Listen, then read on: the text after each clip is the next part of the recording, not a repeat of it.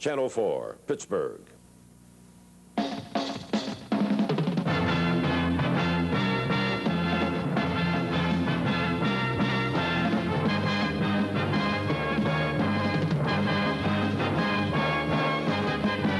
From Channel 4, the tri-state area's leading news station, this is Action News.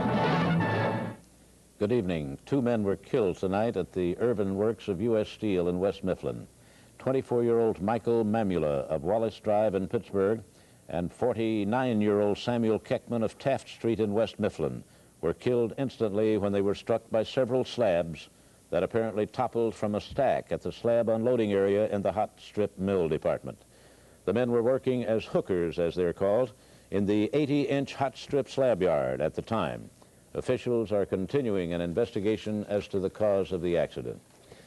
Well, the Civic Arena strike is over. 300 workers voted overwhelmingly tonight to accept a new 3-year contract.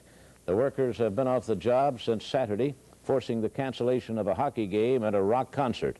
All those troubles have ended now, and the hockey game and the van show will take place tomorrow as scheduled. The Penguins estimate that they have lost $300,000 during the strike. Pickets went up at Mayview Hospital today. It was by 50 employees who helped provide nursing care. Both union and management are calling it an illegal walkout because there are still 18 months left on the contract. The walkout stemmed from what workers call a short-handed staff.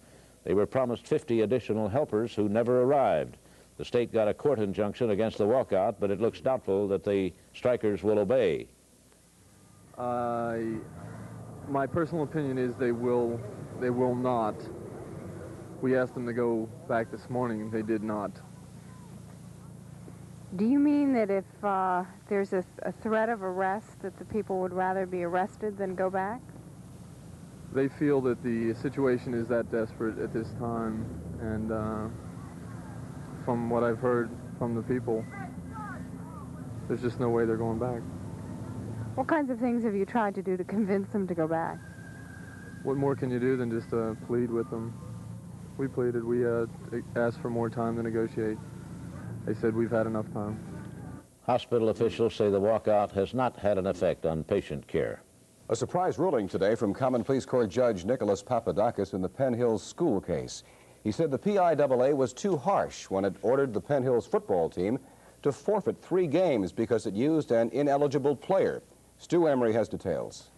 A group of Penn Hills parents had brought the suit before Judge Nicholas Papadakis because they felt the ruling by the PIAA was too harsh. It was Penn Hills school officials themselves who had found the administrative error that had allowed the player to remain eligible. Judge Papadakis, in his strongly worded decision, agreed, noting that young people should not suffer for the errors of their elders. The real issues in this case go to the rights of the minor students, which have been trampled by the negligence of the school administrators and the unconcern of the PIAA officials and its Board of Control. In its haste to do the honest thing and report an indiscretion, the school administration overlooked the rights of the students and the consequential irreparable harm to the students participating in interscholastic sports. The manner in which the PIAA imposed its penalty of forfeiture is clearly capricious and arbitrary and denies due process to the minor plaintiffs and their fellow students. After the decision, the hallway outside of the courtroom was wall-to-wall smiles. Parents, school officials, players, and coaches, all needless to say, elated.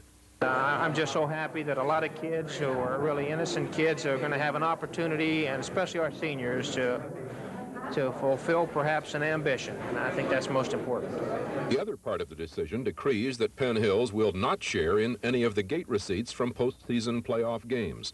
However, the team has its 8-0 record back, make that 9-0 counting today's court victory, and now, as one of the players put it, we've got the ball back again and we'd better not drop it. Stu Emery, Channel 4 Action News. Penn Hills actually had 2 victories today, one in the courtroom this morning and the other on the football field tonight. Deborah Fox reports that the fans love them both. Just hours after the judge's decision, the Penn Hills football team was up and running and playing in Connellsville tonight. And as you can well imagine, there were differing opinions about the judge's decision. Connellsville fans thought one thing and Penn Hills fans thought another.